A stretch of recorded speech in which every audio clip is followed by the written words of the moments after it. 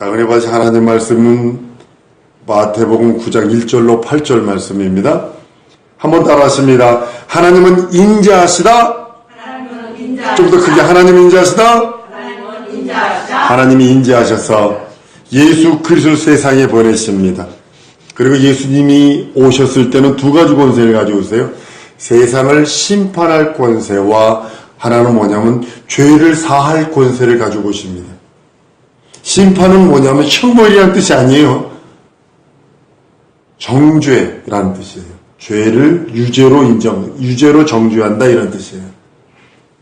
형벌이 있기 전에 죄가 죄로서 인정되는 것을 심판이라고 부릅니다. 지금도 여기도 보면 사람들 많이 죽으면 뭐 현장에 가서 뭐도 하고 뭐 취조도 하고 뭐도 하고 그러잖아요. 죄가 죄로 드러나기 전에 그 일을 먼저 하는 겁니다. 지구상에 있던 사람 중에 이 영의 형벌을 벗어날 사람이 아무도 없습니다. 예수께서 재림하실 때 믿는 자들은 의로운 부활의 영생의 부활로, 죄인들은 심판의 부활로 나와서 지옥을 간다고 말씀을 합니다. 심판은 뭐냐면 형벌 받을 죄에 대하여 미리 정하는 거예요. 예를 들면 여기 범죄한 사람들 보면 누구 1년 6개월 3년 무기 사형 이렇게 하잖아요. 그게 뭐냐면 이게 정죄 이것입니다. 율법은 정죄하는 심판의 법입니다. 율법의 요구가 뭐냐면 심판이거든요. 정죄거든요. 율법은 사람들을 구원하는 법이 아닙니다. 많은 사람은 율법을 구원의 법처럼 잘못 생각을 하는데 그건 아주 잘못된 겁니다. 율법의 의식 중에 뭐가 들었냐면 믿음으로 소망을 주는 그것이 있어요. 앞으로 예수께서 용서해 줄 걸로 믿고 소망을 주는 부분들이 있어요. 근데 양과 염소가 황소와 송아지와 염소의 그것이 피가 사람의 죄를 사할 수 없다라고 히브리서 10장 3절 4절에 말씀을 합니다. 인류는 율법 아래서 정죄받은 죄인이 되고 말았기 때문에 영원한 형벌을 피치 못합니다. 하나님의 진노를 피치 못할 인생이 되어버렸습니다. 누구든지 스스로 의로운 채 하면 절망입니다. 하나님은 그 사람을 율법이라는 안경을 쓰고 봅니다. 전 인류 중에 한 사람도 하나님의 진노를 피할 육체가 하나도 없다고 성경은 로마서 3장에 말씀을 합니다. 단 한 사람도 의인을 발견할 수 없는 것이 인생들입니다. 제가 가끔가다 얘기하지 않나요? 인생은 방구나 풍풍 껴대고 그 트임이라 그렇게 되는 인생들인데 뭐 잘났다고 거룩함이 있고 뭐 잘났다고 하나님께서 우리를 구원하시겠어요? 그게 은혜지요. 그리고 주 앞에는 우리가 머리를 들면 안 돼요. 교만하면 안 된다는 소리입니다. 예수 그리스도께서 오셔서 우리를 구속하십니다. 그 전에 율법이 판단을 합니다. 인간을 진단을 해요. 진단하셔서 의로운 자가 하나도 없다. 선언을 합니다. 예수 그리스도 이 땅에 오실 때에 예수께서 가져온 심판할 권세를 가지고 옵니다. 그리고 율법은 미리 심판하는 권세가 있는데 예수께서도 심판할 권세를 가지고 왔다고 그래요. 그럼 이게 뭐죠? 뭐가 다르죠? 율법의 심판과 예수의 심판의 차이가 있다는 소리죠. 율법이 무엇을 정죄를 하고 예수님이 무엇을 정죄하느냐, 이것이 오늘 말씀이기도 합니다. 율법은 뭐냐면 죄를 범하여 드러난 것, 쉽게 말하면 도둑질해서 사람 죽였어, 남을 주독에 팼어, 이거에 대해서 정죄하는 것이 율법이고, 예수님의 율법은 뭐냐면 사람 죽이기 전에 마음에 미워하는 걸 정죄해버리는 거예요. 남의 거 훔치기 전에 탐욕을 정죄해버리는 거예요. 미워하기 전에 사람을 죽이고 사람을 하기 전에 내 속에 미움, 내 속에 들어있는 죄들을 정죄해버리는 거예요. 그러니까 예수님의 정죄와 율법의 정죄가 틀린 것은 율법의 정죄는 육체의 행위, 내가 훔쳤어, 속에서는 갖고 싶은 생각이 가득 찼어도 훔치지만 안 훔쳐. 내가 저거 미워 죽겠는데도 죽이지만 안 하면 돼. 근데 예수님은 탐욕만 품어도 훔친 거예요. 미워만 해도 살인한 거예요. 예수님은 무엇을 정죄하면 이걸 정죄했습니다. 율법의 정죄는 행위를 정죄. 한번 따라합니다. 율법의 정죄는 행위를 정죄한 것이요. 예수님의 정죄는 내 마음속에 있는 것을 정죄했습니다. 내가 생각 속에서 올라오는 것들, 내 마음속에 품은 죄들. 미워 죽겠는데도 그 앞에 가서 이렇게 하잖아요. 웃을 수 있잖아요. 하나님 그걸 정죄해 버리시는 거예요. 하나님 보시기에 죄를 없앨 방법이 하나도 없습니다. 지구가 있고 인류가 존재하는 한 마귀의 활동은 계속될 것입니다. 끊임없는 유혹과 미혹과 시험이 있어서 끊임없이 찾아올 겁니다. 교회가 많이 세워진다면 복음이 사람들의 몸에 들어가서 죄와 유혹과 미혹들이 만들어놓은 결실하지 못하도록 그거 할 것입니다. 교회가 많이 세워지면 그런 일들을 근절시킬 거예요. 요즘에 많은 사람들이 식당만이 생기고 술집만이 생기면 선전해 줍니다. 어디 가봐 그 술집에 예쁜 아가씨 왔어. 맛있어 음식이 뭐해 해놓고 교회만 생기면 막 욕을 해야 됩니다. 교회 또 생겼대. 아이고 욕을 합니다. 여러분들 생각해 보세요. 한 집 건너 하나씩 경찰서가 생긴다고 세상에 범죄가 없어질까요? 절대로는 없어집니다. 교회는 무조건 더 많이 생겨야 돼요. 요즘에 3,000교회가 문 닫아요. 올해 작년에 3,000교회가 문 닫았어요. 2,500교회가 개척되고.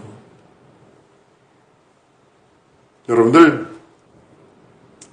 저는 미국 사람들이 와가지고 유럽 사람들이 와가지고 놀래는 게 뭐냐, 밤에 보면 그렇게 십자가가 서울 시내에 빼곡한 거는 처음 본다는 거죠. 일본 여행 가신 분이 그러더군요. 교회 찾으러 주일날 교회 가려고 찾았는데 아무리 자꾸 못 찾았대요. 결국 유럽에는 교회라고 해놨는데 그 모수지로 바뀌어서 모슬렘 사원으로 막 1000년씩 500년 1000년씩 된 교회들이요 술집으로 바뀌었어. 디스코장으로 바뀌었어. 구약의 율법은 마치 여러분 뭐와 같으냐면 경찰 역할과 같아요. 마치 율법은 몸 바깥으로 나오면 혐의를 정죄하는 겁니다. 몸 안에 있는 것이 몸 안에 품고 있는 그 미움과 시기와 질투와 탐욕과 정욕과 막 음란과 이런 것들이 바깥으로만 안 나오면 돼요. 율법은 그 도망갈 길이 있어요. 그제? 근데 예수의 법은요 아니요. 너 미움만 해도 살인한겨. 사랑하는 거 살인한겨. 너 무관심해서 그 살인한겨. 너 탐욕 품었어? 너 음욕 품었어? 너 그럼 간음한겨. 막 이래버리는 거예요. 성경에서 오른 눈이 실족하면 네 눈 빼버리라고 그러죠. 이거거든요. 여자 보고 요거 여자 보고 요거만 해도 빼버리라는 거예요. 오른손이 실족하면 찍어버리라고 그러죠. 요거만 해도 잘라버리라는 거예요. 잔인한 겁니다. 예수 그리스도께서 십자가에 달려 죽으심으로 우리에게 유익이 있습니다. 영원한 유익. 그리스도 아니면 안 되는 유익. 우리가 죄를 고백하는 겁니다. 예수는 죄를 사하시는 분이 저 세상을 정죄할 수도 있지만 사할 수도 있어요. 정죄를 못한다면 사할 수가 없어요. 반드시 정죄가 돼야 사해지는 거예요. 김현희 씨가 법은 사형했어요. 그러나 대통령이 사면해버리는 거예요. 정죄가 돼야 사면이 되는 거예요. 우리는 죄로 말미암아 율법의 정죄와 예수 그리스도의 정죄로 말미암아 우리는 아주 이건 완전히 이거는 아주 외통수야. 이거는 도저히 이거는 도망갈 길도 없는 그런 처지예요. 그런데요, 그 처지에서 우리 예수님께서 길을 열어두십니다. 그것이 뭐냐면 우리가 예수 앞에 가서 죄를 고백하면 예수께서 죄를 사하시는데 두 가지 방법이 있습니다. 첫 번째는 뭐냐면 그리스도 공로입니다. 십자가 달려서 죽으시고 피 흘리심으로 나를 위해 살찌워 주시고 피 흘리신 그 공로, 그 공로를 믿으면 과거의 죄부터 구원받는 겁니다. 아담 이전의 모든 죄들, 원죄로부터 구원받습니다. 원죄로부터 모든 죄들, 예수께 십자가 달려 죽고 부활하셔서 아담으로부터 내려온 모든 죄가 사함받습니다. 그 다음 아담 안에서 죽었던 내가 그리스도 예수의 생명, 예수의 그 피로 다시 살아납니다. 새 생명을 얻습니다. 이것이 그 공로를 의지하는 겁니다. 우리는 아담 안에 있는 한 지체들입니다. 씨앗을 하나 딱 심으면 거기서 열매가 열립니다. 그 열매는 그 심은 씨 결과거든요. 그 씨가 또 씨를 맺더라도 또 씨를 맺더라도 거기서부터 시작된 거거든요. 아담으로부터 시작합니다. 아담의 범죄로 인해서 그 안에서 죽어버리는 우리 인생들, 우리가 그로 말미암아 지었던 그 모든 죄들, 원죄라고 하는 죄들이 그리스도 예수의 공로, 그 공로로 말미암아 사함을 받습니다.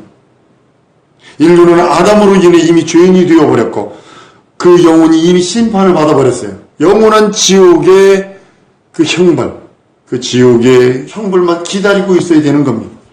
예수께서 재림하시는 날 생명의 부활로 가느냐 심판의 부활로 가느냐는 이 땅에서 그리스도의 그 공로를 의지하느냐 의지하지 아니하느냐에 모든 것이 달려있다라고 성경은 말씀하고 있습니다. 그리스도의 공로가 과거 아담에서 죽은 원죄로 인하여 죽었던 우리를 구원합니다. 구원에 대한 확실한 체험이 필요해요. 교회 나갔더니 목사님이 세례를 받기 전에 세례문도 받으러 고 이렇게 대답하면 세례 준대. 그게 아니고요. 확실한 체험. 예수 그리스도의 공로를 시인하는 확실한 체험이 내게 있지 아니하면 안 된다고 말씀하는 겁니다. 예수 공로에 무관하게 교회 다니는 자들이 많습니다. 그러면서 그들이 직분자도 됩니다. 어떤 사람은 예수 믿지 아니하면서 목사도 됩니다. 독일교회 목사들이 그렇습니다. 직업으로 갔습니다. 공무원이거든요. 독일교회 목사는 공무원이거든요. 그러니까 월급 좋지, 성도가 많을 필요도 없어. 2명만 있어도 돼. 거기서 설교하고 있어. 월급 나오니까. 그래, 예수 없이 그러니까 죽으면 형벌이지요. 예수 공로 없이 무관한 사람은 양이라 표현하는 거 아닙니다. 예수 공로와 무관한 자는 절대적으로 이거는 염소지 양이 될 수 없어요. 하나님께서는 우리들에게 본질적인 속죄, 원죄로부터의 깨끗함이 그리스도 공로 의지할 적에 깨끗하게 된다고 성경은 말씀을 합니다. 그것이 침례거든요. 세례거든요. 세례가 중요한 이유가 바로 그겁니다. 물속에 들어가는 거 아무것도 아니겠죠. 침례는 침례 받은 사람이, 세례 받은 사람이 세례를 주게 되어 있습니다. 우리나라의 선교를 받은 사람들은 꼭 목사가 침례 주도록 되어 있는, 세례 주도록 되어 있는데, 물론 그 질서상으로 그렇게 되어 있습니다. 근데 초대교회 보면 빌립지 서서 세례 줬어요. 침례 줬어요. 위임 받았으니까, 안수 집사니까 위임 받았으니까 그렇게 할 수 있습니다. 초대교회니까. 지금은 근데 여러분들이 가서 내가 세례 받았으니까 너 세례 줄게 이러면 이제 교회에서 쫓겨납니다. 세례가 뭐냐면 죽었던 내가 그리스도의 공로로 그리스도와 연합되어 하나 되었습니다 라고 하는 고백이 침례, 그 세례입니다. 내가 그리스도의 공로로 죽었던 내가, 첫 아담에 속하여서 죽었던 내가, 영 죽었던 내가, 영혼의 형벌만 기다리던 내가 그리스도의 공로를 의지함으로 내가 그리스도와 연합하여 함께 새 사람이 되었습니다 라고 고백하는 것이 세례고 침례입니다. 예수 공로를 시인하게 될 때 거듭나게 된다고 성경은 말씀하게 되는 겁니다. 과거에 예수 믿지 않았어도 예수만 시인한다면 아담 안에 있던 모든 죄들이 다 사해지고 영에서 죽었던 그 영의 그 모든 기능들이 회복되는 역사들이 일어나는 것을 보게 됩니다. 성경은 이렇게 말씀합니다. 예수께서 요한복음 16장 9절에 보면 죄에 대하여 하면 저희가 나를 믿지 아니하니요 라고 했어요. 죄 중에 가장 큰 죄는 예수 안 믿는 죄입니다. 죄 중에 가장 큰 죄는 예수 안 믿는 죄. 예수를 시인하지 않는 것이 죄라고 성경은 선언하고 있는 겁니다.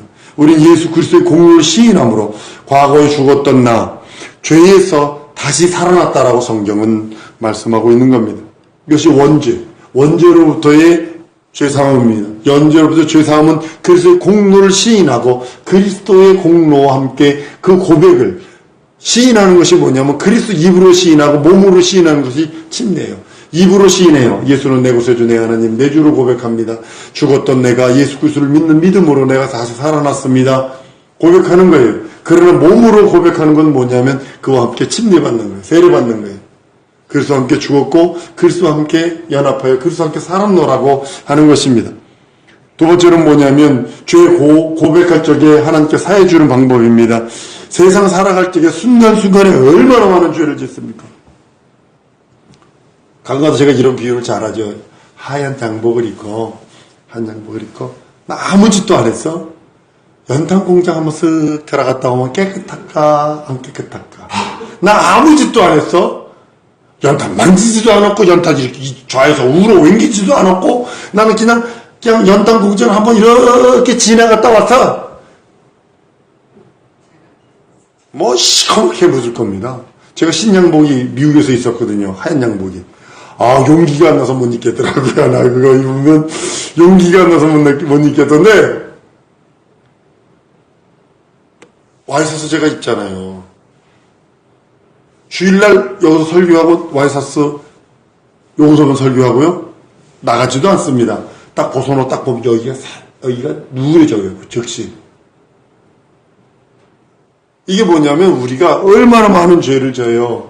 알게 모르게 나도 모르게 성질나서 텔레비 보면서 막 그냥 우리 여자분들이 잘 하시더만 텔레비 보면서 그 연속극에 나오는 그 악한 나쁜 시어머니나 그 나쁜 그 며느리들 보면 전혀 죽여야 돼 그러면서 막 소리 지르고 막 그냥 사태질까지 하면서 막 그냥 난리치지요. 순간순간 짓는 죄들이 있습니다. 성품죄로 지은 죄, 포명죄로 지은 죄들, 이걸 자범죄 혹은 성품죄라고도 하기도 합니다. 회개하면 우리 입으로 그건 자복해야 되는 거예요. 자복해야 되는 거예요. 첫 번째 것은 공로는 죄를 고백하는 거, 공로를 시인하고 의지하는 거고, 두 번째 회개는 자복하는 겁니다. 자복하는 겁니다. 정죄된 우리가 그리스도의 공로로 말미암아 살아가는 방법이 바로 거기 있는 겁니다. 예수 안에서 받은 그 은혜들, 회개함으로 모든 죄는 끝났어요. 마귀가요, 여러분들 끝없이 여러분들의 그 성품을 들고요, 정죄하러 들어올 겁니다. 사람이 인간의 인두껍을 쓰고 어떻게 그럴 수 있어? 그러면서 이제 양심을 두들겨가면서 그럽니다. 설령 그럴지라도 지난 시간에 그러지 않았나요? 나 그랬어 옛날에. 그래서 우리 예수님이 사하셨다 하셨어. 그것만 주장할 때 하나님께서는 그를 의롭다 하시는 겁니다. 아직까지 모세 율법의 그 행위가 드러나지 않았을지라도 순간순간 내 마음속에서 우러나온 미움과 증오와 질투와 어쩔 수 없이 범했던 모든 죄들을 자백을 통해서 용서받는 겁니다. 예수께서 제자들의 발을 씻어주려고 그럽니다. 발을 씻기다가 베드로의 발을 닦으려니까 못 닦게 합니다. 아니요, 그럼 나와 상관없다 그러니까 내 몸 씻어주세요. 그러니까 주님은 그러면 내가 이뤄준 말로 너희는 이미 깨끗해졌다라고 얘기합니다. 손발만 닦으면 돼 라고 한 말이 바로 그겁니다. 과거에 원죄로 죽었던 우리 영은 그리스도의 공로로 살아납니다. 한번 따라합니다. 내 죽었던 내 영은 그리스도의 공로로 살아났다. 예. 이제부터 자범죄와 성품죄와 내가 가지고 있는 속에서 우러나오는 그런 죄들은 자백을 통해서 계속 회개하는 겁니다. 오늘 목욕탕을 갔는데요. 목욕탕 가서 뜨거운 물속에 들어갔다 앉아있으니까 이렇게 밀리니까 아주 이 국수가 아주 그냥 이렇게 죄란 그런 거예요. 자기도 모르게 그렇게 올라앉는 것들.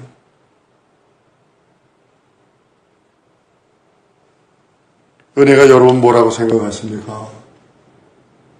은혜는 뭐냐면 회개하는 자에게 죄를 죄로 갚지 않는 것이 은혜입니다. 모세율법은 눈은 눈으로 이는 이로 갚으라고 했죠. 그러나 은혜는 뭐냐면 죄를 죄로 갚지 아니하고 긍휼하심을 베푸신, 그것이 은혜라는, 긍휼하심을 베푸시는 거예요. 자식이 잘못했어, 엄마 미안해, 잘못했어, 아빠 미안해, 잘못했어 하면 너 그랬지 이놈 새끼 호적에서 빼버려, 이러지 않는다고요. 불쌍히 여기고 긍휼히 여기고 자비를 베푸는 것처럼 회개함으로 은혜 받는 거예요. 한번 따라합니다. 회개함으로 은혜 받으리라. 진짜 철두철미하게 회개해야 합니다. 어떤 목사님, 지금 큰 교회 목사님이십니다. 회개를 했는데 석 달 동안 회개만 하셨대요. 그러니까 크게 쓰시는 것 같아요. 엄마 전 먹어서 적게 먹은 것까지 회개했대요. 은혜는 오직 하나님과의 나와의 관계를 말하는 겁니다. 저 사람과의 관계가 아니라 누가 은혜 누구 은혜 받았대, 은혜 받았대, 은혜 받았대. 삼자로서 구경하는 것이 아니라 나와 하는 거예요. 나와 하는 거예요. 은혜는 그 안에는 긍휼이 들어있어요. 긍휼, 자비가 들어있어요. 하나님이 만약에 우리를 죄를 죗값으로 갚는다면 지옥분이 더 있나요?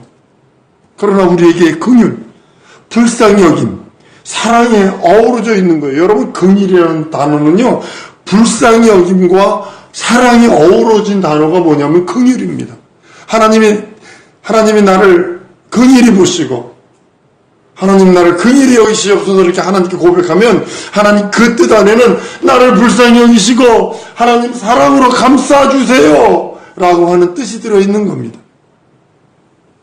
많은 사람들이 은혜 받으려 하지 않아요. 부자가 돈이 많으니까 하나님의 은혜를 받으려 하지 않아. 아주 이거 지금 우리나라 돈이 뭐 500억인가 얼마 이상 된 사람이 뭐 2,300명 이상 된대요. 그만큼 부자들이 많아. 그러니까 하나님 많지 않습니다. 하나님이 우리 긍휼히 여기심으로 우리는 은혜를 받는 거예요. 하나님 한번 따라왔습니다. 하나님 나를 긍휼히 여기소서. 여러분들은 받을 건 은혜뿐이 없어요. 여러분들이 하나님 앞에 나를 긍휼히 여기시옵소서 기도하면 하나님, 우리는 받는 것은 하나님이 주시는 은혜를 받게 되는. 하나님이 우리를 불쌍히 여기시고 사랑하셔서 우리에게 그것이 하나님이 우리를 불쌍히 여기고 사랑하심이 우리에게는 은혜가 된다는 사실입니다. 만약에 하나님이 우리를 불쌍히 여기지 않는다면 우리는 절망일 것입니다. 예수의 공로로 아담 안에 있는 모든 죄를 다 사함받고 거듭났습니다. 그럴 때 할지라도 우리는 끝없이 회개하는 이유가 나도 모르게 순간순간 들어오는 유혹과 미혹과 시기와 질투와 내 속 저 밑에 가라앉아 있는 그 죄의 본성들 때문에 팥죽 끓을 때 어디서 풀떡거리는지 모르지만 풀주덕 올라오는 그 팥죽구름의 그 끓음처럼 내게서 정욕들이 자꾸 올라오고 이생의 자랑들이 자꾸 올라오고 육체의 정욕들이 자꾸 올라옵니다. 그 은혜 아니면 우리는 안 돼요. 그 은혜를 받아야 하고 내 속에 들어온 더러워지려고 하는 더러워져 버린 우리 속에 있는 더러운 것들, 그거 긍휼하심으로 깨끗함을 받아야 합니다. 우리는 거듭난 후에도 수없는 죄를 져요. 징글징글 맞은 게 죄인데 한 번 거듭났으면 하나님이 나를 뿅 그 나라로 옮겼으면 얼마나 좋고 난 그런 생각도 해봅니다. 그러나 죄를 구원받은 다음에 죄 용서받은 다음에도 거듭난 다음에도 아직 끝이 없습니다. 아주 그냥 끝없이 품행이 죄를 짓고 생각으로 죄를 짓고 이로 말할 수 없는 죄들이 막 수룩수룩 올라앉지 않는 거예요. 아, 저놈 새끼는 학교 때 나보다 못생기고 공부도 나보다 못한 것 같은데 나보다 지금도 더 잘 나가고 돈도 많이 버는 것 같고 신기질나 짜증나.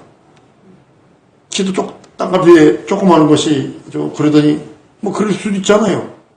그러니까 나도 모르게 거듭났는데도 불구하고 나도 모르게 내 속에서 그냥 그런 것들이 툭툭툭 올라옵니다. 그리고 이제 회개하라는 거예요. 그래서 은혜 받으라는 거예요. 은혜가 풍성하신 우리 주님 회개를 기다리고 계십니다. 주님은 죄사하는 권세를 가지고 회개하는 자를 기다리세요. 이게 은혜입니다. 이게 가장 큰 은혜입니다. 하나님이 죄사하는 은혜, 우리 예수님이 죄사하는 권세를 가지시고 회개하는 나를 기다리고 계시는 거예요. 주님께서 정죄하는 권세가 만약에 없다면 우리를 죄를 사하지 않았을 겁니다. 우리 주님이 회개를 하면 즉시 용서하십니다. 그게 권세니까, 그게 권리니까. 만약에 예수께서 심판하실 능력이 없다면, 정죄할 능력이 없다면, 속죄할 능력도 없습니다. 예수께서 율법이 심판한 것만 대속하시고 마음으로 짓는 것을 용서하실 수 없다라고 하는 것이 되어버립니다. 우리 예수님은 마음과 생각이 있는 것을 정죄하시는, 곧 몸 안에 있는 것을 정죄하시는 분이시기에 이를 다 사할 수 있어요. 몸 바깥에 있는 것도 한 것도 용서하시고 몸 안으로 지은 죄도 용서하시고 내 생각으로 지은 죄도 용서하시고 내 성품으로 지은 죄도 용서하시고 내 행위로 지은 죄도 용서하시고 예수는 율법으로 정죄한 모든 죄를 십자가의 공로로 사해 주셨습니다. 그래서 여러분들이 끝없이 의지하고 끝없이 매달려야 될 공로, 예수 십자가의 공로입니다. 그리고 우리 몸 안에 있는 죄가 있어요. 순간순간 범하는 죄들이 있습니다. 나도 모르게 내 속에서 올라오는 죄의 본성들이 있어요. 회개하면, 자복하면 긍휼을 베풀어 주십니다.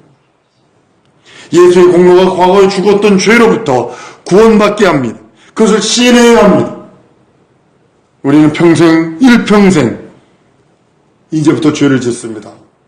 언제부터인지 모르지만 죄가 우리를 공격해 됩니다. 그럴지라도 우리는 죄를 고백하고 하나님 앞에 자복하고 나갑니다. 죄를 자복하는 것만이 사는 길이기 때문에 그래요. 죄를 들고 있으면 망합니다. 오물 들고 있으면 똥파리를 끼는 것처럼. 코스타리카에서 배추가 나가지고 배추를 뜯어다가 소금에 절여가지고 김치를 하려고 이제 딱 한국에서 가져온 그 가상정 소스를 딱 부어가지고 하고 있는데 창문을 보니 창문에 망이 있었거든요. 모기장망. 이것만은 똥파리들이 따닥따닥 붙었어. 그 냄새 때문에. 죄를 들고 있으면 그런 것이 따라들입니다. 죄를 자복하는 것만이 살 길입니다. 회개는 우리 영혼을 맑게 해요. 내 영혼을 맑게 하는 유일한 방법 회개뿐이 없습니다. 죄의식을 갖고 회개하라는 거 아닙니다. 그리고 영적 생활의 최고의 첩경이 뭐냐? 회개입니다. 하나님께 관심 집중 받고 원하세요? 회개하세요. 하나님 그런 자를 찾으세요. 회개는 하면 할수록 자기 영혼이 맑아지고 윤택해집니다. 죄의식으로 인해서 하는 것은 이거는 재앙이고요. 그러나 하나님께서 그 공로 의지에서 회개하는 그 모든 자에게 하나님께서는 죄를 짊어지심으로 죄를 사하시는 분으로 우리들에게 긍휼과 은혜와 자비와 은총을 베푸시는 분이십니다. 이 시간에 우리 기도할 때에 우리가 알게 짓고 모르게 지은 모든 죄악들, 내 성품 저 밑에서 우러나오는 죄악들 고백하며 하나님 당신의 긍휼함과 자비함을 기다립니다. 나를 불쌍히 여기시고 긍휼히 여겨 주옵소서. 예수의 한번 부르고 동성으로 기도합니다.